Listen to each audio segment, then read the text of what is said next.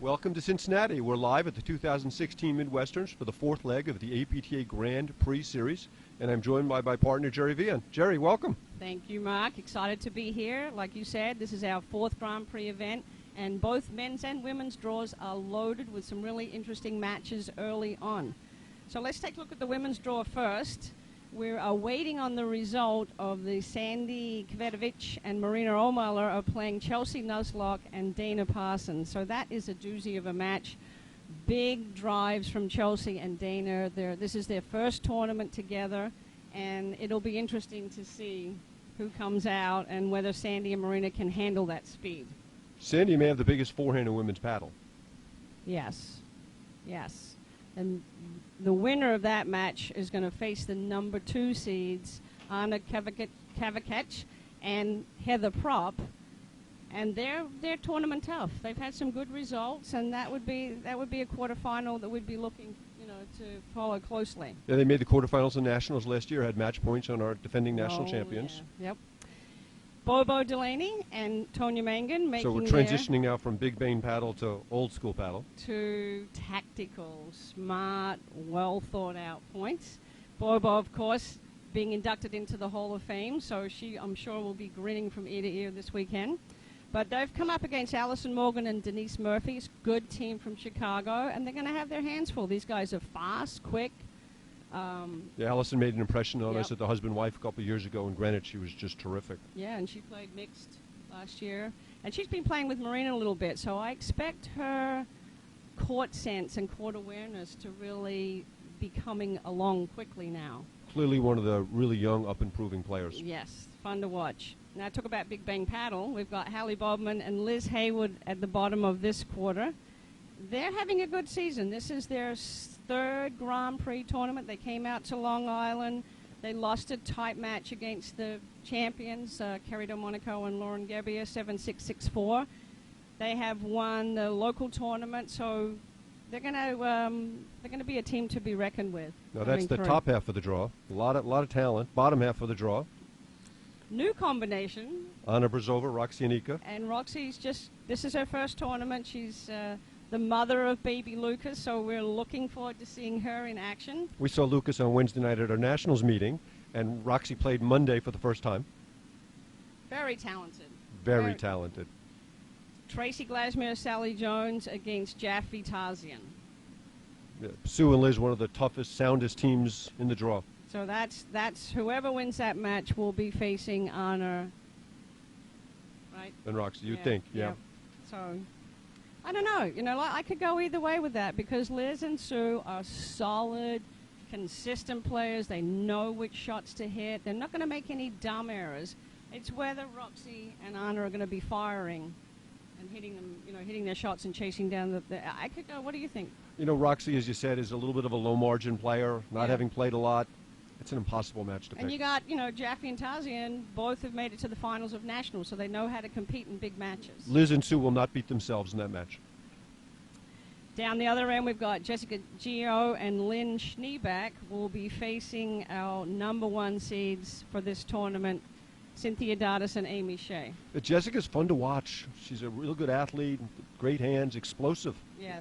They're going to have to string together a lot of good points because Dardis and Shea won't give you anything, as we've seen. Absolutely nothing. They're here in the hunt. They're now in 3rd place nationally, so they're looking to get back up into the top 2, if not the top position where they like to be. So they're going to be doing battle, as always. Yep. So we will keep you posted. We go live at 1 o'clock with the women's quarterfinals. You want to take a look at the men's draw? Well, to me, the big story on the men's side is Juan's back. Yes. Juan Arai's missed the last couple tournaments. He's happily back. One of our most colorful and, from my perspective, most fun players to watch. Really exciting. So he and Max Lipovera are the number 1 seeds. I think they're slated to play Hershey Nolan, good Pittsburgh team, playing their 2nd Grand Prix. Yeah, they played Patterson. They made it to the round of 16. So that's a potential round of 16 matchup. Continuing down the draw, Hegman and Held, an Indy team, playing against Adam Morgan and Dane Schmigdal potentially in the round of 16. Real good Chicago team. They lost in the round of 16. Yeah. And then they also played at Sound Shore where they lost in the quarters to Martin Bostrom and Max LePavere. They are in a real tough match. So that's a good squad. Continuing further down the draw, Scott Kaler and Watt. Casey Watts, Scott yeah. Kaler and Casey Watt, real good team. Had a good tournament at Patterson. Made the quarters there before losing to Bostrom Bredberg. They've got some wins too. I see they won West Penn and they won Cleveland. Yep. Who do they face So down that's there? one of the best 16s for me. Is they're slated to play Tommy Croker and Trevor Spracklin, the DC guys, were playing real good paddle. They had a great tournament here last year. They made the quarters here last year, beat Scott Estes and Mike Cochran. We saw them on Long Island. Saw them on Long Island, lost round to 16. Anton Maverin and Patricio Misatrano. So that's a good team. And then the next round of 16 that really jumps off the page at me is Scott Estes and Nathan Lefevre are scheduled to play Gerani Barnes and Brad Smith. Right. That's a real good match, and the winner of that would come out against who I think is the pre-tournament favorite, potentially, which is Drew Broderick and Steve DeRose. Well, let's talk about them. That's a tremendous team. Who plays the ad side? Steve plays the deuce. Steve won here 2 years ago with Marco Rangero playing the deuce. Right. Steve's a remarkably versatile player, just a tremendous talent. He and Drew, I think, were 4 in the country 2 years ago.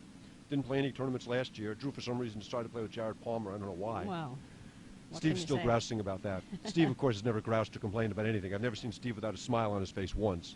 So they're our pre-tournament favorite. Even though they're the 4th seed, I think they're clearly the favorite to win it. Yeah, but I would, I know that if Nathan, right?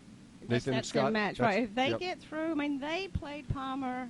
Well, they did 3 sets. 3 sets charities, close, right? So they're going to have some confidence, no question about it. There's no cakewalk there. Yep. And then the bottom half of the draw, the next 16, which is really exciting, is Ryan Baxter and Heath. Last year's finalists are scheduled to play Marit Chizvinsky and Chris Gambino, another Hall of Fame inductee. Yes. Another guy who'll be walking around here this weekend with a big smile on his face. Yep, absolutely. Well deserved. And the winner of that scheduled to play Bostrom and Bredberg in the quarters. Now, let's talk about what's happening here with... Okay, so Sebi's been sick. He's had some issues. Yep.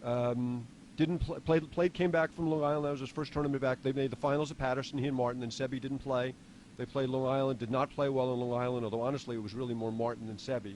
So they're really kind of starting their season over again. Yeah, I feel like they're just beginning their season. And first trip ever to Cincinnati. Fun to see them back. They'll love the hospitality out here.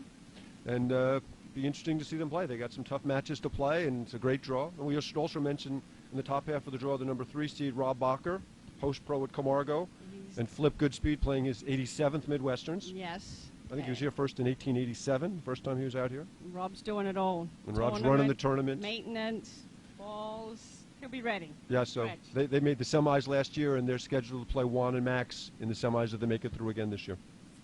All right, so I'm looking forward to a great tournament. We will be live this afternoon, like I said, Friday at 1 o'clock, and then also streaming 4 matches on Saturday, and the semifinals and the finals on Sunday.